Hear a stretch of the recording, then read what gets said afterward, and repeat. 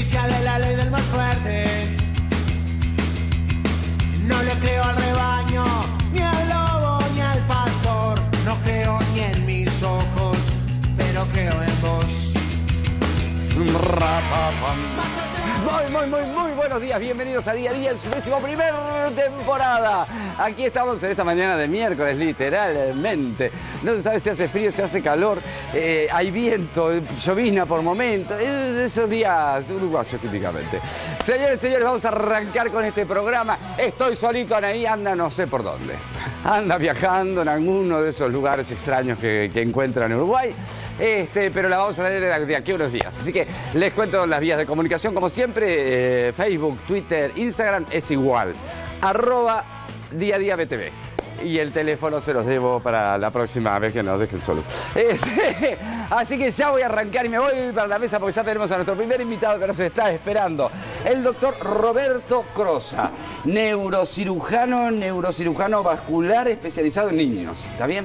Sí. Más o menos. Eso fue todo los títulos que me dieron. Buenos días, bienvenido. Buenos días, gracias. Me llamaron la atención algunas cifras y datos que encontré. Por ejemplo, que es la segunda causa de muerte de los accidentes cardiovasculares. Sí, cerebrovasculares. ¿Cerebrovasculares? Sí, es la segunda causa de muerte, la primera causa en mujeres. Es fuerte. Es fuerte, es fuerte. Es fuerte. Hay dos tipos de accidentes, unos en los cuales se tapa una arteria y otros en los cuales se rompe y el sangrado es el que daña el cerebro. Sí, una ACV es un evento neurológico que se produce en forma aguda. A veces cursa con dolor, a veces sin dolor, y que sí, hay dos tipos. Uno cuando se ocluye un vaso, se ocluye una arteria, y a partir de que se ocluye la arteria es como si uno cortara la rama de un árbol, se empieza a morir lo que está después de la rama. Y la otra, si se rompe una arteria, produce una hemorragia cerebral. Cualquiera de las dos cosas se llaman ataque cerebrovascular. Ahí está. Hay tratamientos para este tipo de casos. Tratamientos después de que lo ocurrió, digo. Hay tratamientos que en medicina, la mayoría de los tratamientos no cuentan con un nivel de evidencia brutal, por decirlo de alguna forma. El mejor. O sea, no es nada seguro. A ver, en la medicina los tratamientos que nosotros estamos acostumbrados a recibir, inclusive, son tratamientos que no todos cuentan con nivel de evidencia clase 1A. Bueno, en el ACV, los tratamientos que existen cuentan con nivel de evidencia 1A, o sea que son los niveles de evidencia más altos que existe que puede dar la ciencia. Bien. Y funciona. Si son 1A, funciona. Por eso te digo. ¿Y cómo es el acceso a esos tratamientos? Es decir, porque tú hasta precios estaba mirando que son impresionantes, pero digo, ¿las sociedades médicas o salud pública cubre los costos de esos tratamientos? No, primero, el ACV, para poder tratarlo, a diferencia de otras enfermedades, es tiempo dependiente. O sea, si una persona sufre un ACV, por ejemplo, para recibir la droga, hay dos tipos de tratamiento. Le voy a decir a grosso modo. Sí, al criollo para que doña Pocha lo entienda. Ahí va. Hay una droga que se llama, son fibrinolíticos, o sea, la palabra lo que dice es que lo que hace es romper trombos. O sea, uno lo recibe por vía endovenosa y lo que hace el fármaco es encontrar el coágulo en el cerebro y romperlo para destapar la arteria. Bien. Eso es evidencia que existe ya del año 96 hasta las 3 horas y del 2008 hasta las 4 horas y media desde que empezaron los síntomas. O sea que desde que empezó el síntoma yo tengo 3-4 horas como para empezar a aplicar esa droga. El médico tiene hasta 4 horas y media para hacer esta hora. Digo el médico porque si tú tuvieras, te voy a tutear, si tú tuvieras una ACV, cuanto antes llegues, las posibilidades de revertir el infarto son mayores. Para no confundir, hablamos de los hemorrágicos y de los isquémicos, o sea, cuando sangra la arteria y cuando se tapa la arteria. Del punto de vista epidemiológico, a nivel mundial, el problema más grande en el 88% de los ACV es cuando se tapa la arteria. Y eso es lo que esa droga puede atacar. Esa droga hasta las 4 horas y media puede atacar ese tipo de trombos. Si no... Y si no, queda tapada y la consecuencia la dirá la arteria donde está impactado el trombo y bueno, y el infarto que produzca. Eso es quedar directamente a merced de la enfermedad y con las secuelas que obviamente eso va a provocar. Que puede ser cualquier cosa, porque eso puede ser en cualquiera de las arterias, o sea, puede afectar distintas zonas. Por supuesto. En una cosa puede ser el habla, en otras cosas puede ser el movimiento, en otra cosa puede ser la vista. Y ahí está cómo se identifican los síntomas. O sea, puede ser generalmente, hay muchas siglas de acuerdo al idioma. En inglés es fast, que quiere decir rápido, pero hablan, por ejemplo, de que se desvían los rasgos faciales, lo que generalmente le decimos decimos cuando le dio un derrame, le dio una hemiplegia. Esas son las cosas que más o menos se ve cuando se pierde la motilidad de un lado del cuerpo, cuando se pierde la visión de un ojo. Por ejemplo, hay alteraciones al hablar, el familiar o el amigo no lo entiende. Cuando habla, esas son las funciones que están hablando de alguna forma qué sector del cerebro se está comprometiendo. Esa es una forma de tratamiento que es un tipo de ACV isquémico. Hay otra forma de ACV que también son isquémicos, que cuando se obstruye los troncos más grandes. Esto es como, hay que imaginarse un árbol, porque se llama árbol vascular cerebral. Es igual que un árbol, un ombú, yo siempre les digo, se imaginen un ombú. Si uno corta una rama de una rama distal, una rama lejos del árbol, bueno, el árbol no se muere todo, pero si uno le corta el tronco, el árbol seguramente muera. Entonces, estos son los casos más graves que también tienen tratamiento. A partir del 2014, la ciencia demostró, con 5 estudios randomizados, multicéntricos, que son el máximo nivel de evidencia, que hay un tratamiento que se llama tratamiento endovascular, en el cual en vez de que vaya la droga a buscar el trombo, lo que hace es ir el médico a impactar el trombo y sacar el trombo directamente, que eso también se hace. Aspirado uno y el otro aspirado, sino uno stent. Es como pescar con malla directamente, es como sacar un pescado con malla, que el pescado sería el trombo. También se hace acá en Uruguay. Por supuesto. Cualquiera de ellas. Todo está acá en Uruguay. Leía un artículo que decía: pacientes y médicos reclaman un mejor acceso a los tratamientos. Los tratamientos endovasculares, sin lugar a dudas. Es decir, ¿pero por qué mejor acceso? ¿Cuál es la complicación? Y la complicación, por ejemplo, para los tratamientos endovasculares, que hay un solo centro en Uruguay, es un centro privado que aplica estos tratamientos. El resto de los centros privados y públicos es que no llegan, primero porque no hay políticas de Estado. No hay políticas de salud que digan que haga un sistema integral real en donde los pacientes con ACV cumplan un protocolo que debería ser, por ejemplo, en los países donde se ha logrado reducir la mortalidad, lo que hacen es que los ministerios de salud pública aplican un protocolo, y más en estas cosas que son carísimas. No te olvides que el ACV es una de las patologías más costosas que existe en el ser humano, en todo el mundo. Se lleva más o menos el 4% de los recursos totales de salud. Estamos hablando del 4%, uno dice poco, no es muy poco. No es poco. Son miles de millones de dólares por año que se llevan con estas cosas. Pero entonces el acceso no está fácil, ¿no? No, el acceso es completamente... ¿Solo una institución privada lo hace? En ACV yo siempre digo que tenemos un sistema completamente desintegrado y fragmentado. Es un sistema totalmente fragmentado. Yo siempre digo, cuando doy algún curso o algún simposio que nos ha tocado dar, que uno, si camina por alguna de las principales avenidas que vemos, hospitales públicos, privados, si uno cae de un lado recibe una forma de tratamiento, y si cae del otro recibe otra. En una patología tan sensible como esta, en donde la artesanía es lo que sale caro. Claro. Cuando uno hace lo que puede, o lo que tiene, o lo que sabe, el que paga las consecuencias es el paciente. Cuando hay unos niveles de evidencia clase 1A, quiere decir que esto es costo efectivo comprobado. Y que está comprobado con el mayor rigor científico que existe en el mundo. Entonces, si uno no lo aplica, tiene que decir mejor por qué no lo aplica. Entonces, cuando tenemos los pacientes más graves, que te estaba diciendo, cuando se ocluye el tronco grande, no tenemos ninguna respuesta. O sea, por ejemplo, tú, si llegaras, ojalá que no, pero si llegaras con una ACV y se comprueba que tenés una oclusión del tronco, o sea, seguramente la evolución tuya sea aproximadamente un 80%, el 70-80% de probabilidades de morirte. Esa es la probabilidad de muerte. Eso puede pasar a ser un 15 o un 20% si se trata. Es decir, estamos hablando de reducir un 50% de la mortalidad. Es lo que nosotros vivimos. Pero a ver, si es la segunda causa de muerte a nivel general, la primera, si es la primera a nivel de mujeres. Y está en vías de ser la primera. Y hay solo un lugar donde se hace tratamiento y que es privado. Entonces no tenemos acceso a esos tratamientos. Los tratamientos endovasculares no. Los tratamientos con la droga hay en algunos sí, en otros no. Y no está, yo no soy una vaca, pero no está incluido dentro de ese protocolo con el que viste que tiene todos los medicamentos que tienen que aportar, todos los servicios que tienen que tener. Canasta básica de prestación. El tratamiento endovascular no está ni para la hemorragia, que también, por supuesto, el 80% de los ACV hemorrágicos que son por aneurismas o malformaciones en Estados Unidos se hacen por vía endovascular. Y sin embargo, el tratamiento endovascular no está en la canasta básica obligatoria. ¿Esto qué quiere decir? Que las mutualistas no están obligadas a brindarle esto a los pacientes.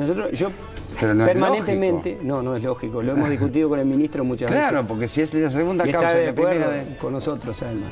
El tema de esto es que Yo estoy permanentemente en contacto porque soy consultante de este tema, entonces cuando los pacientes vienen con otras patologías que tienen un poco más de tiempo, que son algunos eventos hemorrágicos, por ejemplo, y es muy común decir, bueno, se le dice, tiene indicación de hacer tratamiento endovascular para salvarle la vida, y el paciente tiene que ir a un recurso de amparo, o tiene que hacer una kermés, o tiene que hacer una chorizada, tiene que vender, si tiene tiempo, obviamente, eso es tiempo dependiente. Hay pacientes que se han muerto. Por ejemplo, hay un caso que es muy famoso, ya salió creo que publicado en la prensa uruguaya, que tenía la esposa de 32 años en CTI y la paciente en la espera de un recurso de amparo, cuando los médicos de la institución le indicaron tratamiento endovascular, en la espera del recurso de amparo la paciente fallece. Ajá. Me dejaste mudo. Yo leí justamente un artículo tuyo hace unos años que decía: no se habla mucho, no se sabe y no se quiere hablar. Sí, nosotros, hay que aclarar, yo ya me he reunido con las autoridades del Ministerio, con las autoridades de ACE, con las autoridades del Parlamento en temas de salud, y más o menos me pasa que en una mesa chica están todos de acuerdo, porque en realidad con la evidencia que hay es muy difícil estar en desacuerdo. Y entonces siempre los argumentos son temas económicos, temas de sistema, temas que son difíciles de abordar. Cuando te dicen que las cosas son complejas, generalmente no hay mucha voluntad de que las cosas se hagan. Yo digo, no se habla porque no se habla. El 29 de octubre pasado fue el Día Mundial de la segunda causa de muerte de Uruguay. Exacto. La primera causa de muerte en mujeres. Y nadie vio una campaña publicitaria o de enseñanza de síntomas del Ministerio de Salud Pública hablando de ese tema, ni siquiera salieron a hablar de eso. Siempre hago porque yo siempre digo que el saber a veces ocupa lugar, y las tareas también ocupan lugar. El tema del dengue, por ejemplo, es un tema que todos más o menos conocemos. Yo si hago una encuesta acá en el set y les pregunto qué transmite el dengue, todos me van a decir que mosquito. El chikungunya, que incluso también. Yo les pregunto cuántos casos hay de una cosa, cuántos casos hay de otra. Mueren más de 2.500 personas por año de ACV. 7 personas por día mueren por ACV en Uruguay. Hoy van a morir 7, mañana también, y eso es domingos y feriados también. Porque del dengue no va a muerto nadie acá. Pero además hay otro dato peor todavía, Fito. El tema, yo te puedo decir que Uruguay además, porque hay que ver la inserción en la región. Uruguay en la región es el peor conceptuado de toda América Latina y el Caribe, que de por sí es una región que está mal desde el punto de vista del ACV. Uruguay, según la Organización Panamericana de Salud, es el país que tiene mayor cantidad de muertes por habitantes por ACV. No, pero lo que estás diciendo es... Te puedo complementar otra cosa. Es un disparate todo el 1 de agosto, nosotros trajimos ahora al Parlamento, a la Cámara de Senadores, a la antesala, en realidad, algo que organizó la organización Wilson Ferreira Aldunate, la fundación. Trajimos a la vicepresidenta de la Organización Mundial de Stroke, una autoridad mundial, por supuesto, en el tema. Ella es brasileña, se llama Sheila Martins, y ella logró, en cierta forma, con políticas de salud, que son políticas de Estado, independientemente de quién gobierne, poner el tema en la mesa y hacer políticas para educación, traslado y centros de referencia donde los pacientes sean trasladados para ser tratados en forma adecuada. Logró llevar el ACV de la segunda causa de muerte a la tercera causa de muerte en menos de 5 años. Vos, para que tengas una idea, ellos hicieron... El 1 de agosto invitaron al Ministerio de Salud Pública uruguayo, que es el peor conceptuado del barrio, el peor del barrio. Lo invitaron porque hicieron el primer encuentro interministerial latinoamericano. Es uno de los primeros que yo conozco en el mundo. O sea, todos los ministros de Salud Pública iban ahí porque primero iban a hablar cada uno de la situación de cada país, cómo estaba Latinoamérica, que está mal. Uruguay es el que está peor. Yo iba al mismo congreso, a la segunda parte del congreso, a dar un simposio desde el punto de vista científico, no ministerial. Yo no tengo nada que ver con el ministerio. Y esta profesora de neurología, que es una de las más célebres que existe en el mundo, me invitó a ver si quería integrar la mesa del ministerio, porque no iba a ir nadie del Ministerio de Salud Pública uruguayo. De hecho, no fue nadie. teníamos una mesa en la primera plana del Congreso de Gramado, del Congreso Interministerial de Gramado, donde estaba el ministro de Salud de Brasil. No fue el ministro ni ningún, ni nadie del ministerio. Fui yo, en representación del ministerio, sentado a hablar más o menos cómo es la situación. De ahí surgió la Declaración de Gramado. La Declaración de Gramado es una declaración en la cual se tocan varios puntos, en donde estos países se comprometen a reducir la mortalidad, combatir los factores de riesgo, tener políticas de salud, etcétera, etcétera. Todo eso se firmó con la ausencia de, no quiero cometer una infidencia, pero creo que es Venezuela y Uruguay los dos países que no firmaron el protocolo Gramado, que va a ser publicado en Lancet, una de las revistas más prestigiosas de medicina del mundo, en estos meses. Es muy fuerte porque además, por ejemplo, uno de los factores que tiene esta enfermedad o la atención de esta enfermedad es el tiempo, ¿no?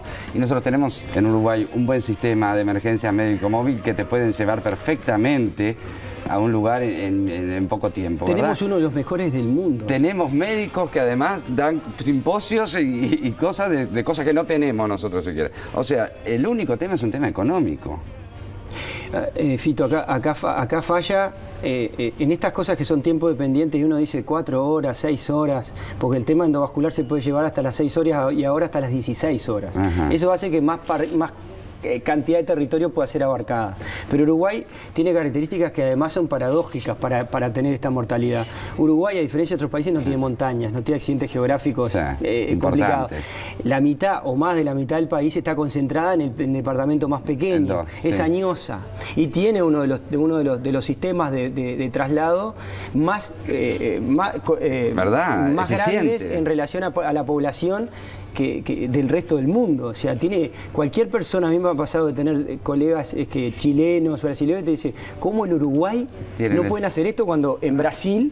Imagínate lo que es en Brasil, ir al nordeste, ir a la parte de la Amazonia, o sea, es complicadísimo, mismo en Argentina, ¿no? Esto da como un poquito de vergüencita, pero se está trabajando para que esto se solucione. Yo creo que hay impulsos individuales. Porque ya nos tenemos que ir, pero... Creo que hay impulsos individuales, no hay impulsos ministeriales, que es donde tiene que hacer. Esto sin políticas de salud no se va a poder hacer porque una mutualista lo tenga, un servicio público lo tenga. Esto tiene que ser una orden del Ministerio de Salud Pública y una prioridad. Una obligación, porque además ahora que tenemos el sistema todos somos responsables porque todos soportamos a él.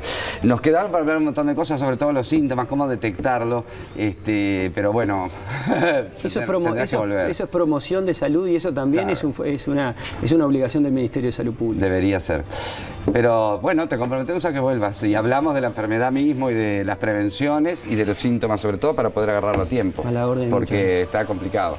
Muchas gracias, Roberto. Gracias. Nosotros vamos a una pequeñísima pausa y ya seguimos. Tenemos más día a día todavía para vos. Y ahora viene el rock and roll. El amor que llevo dentro, esta es mi revolución.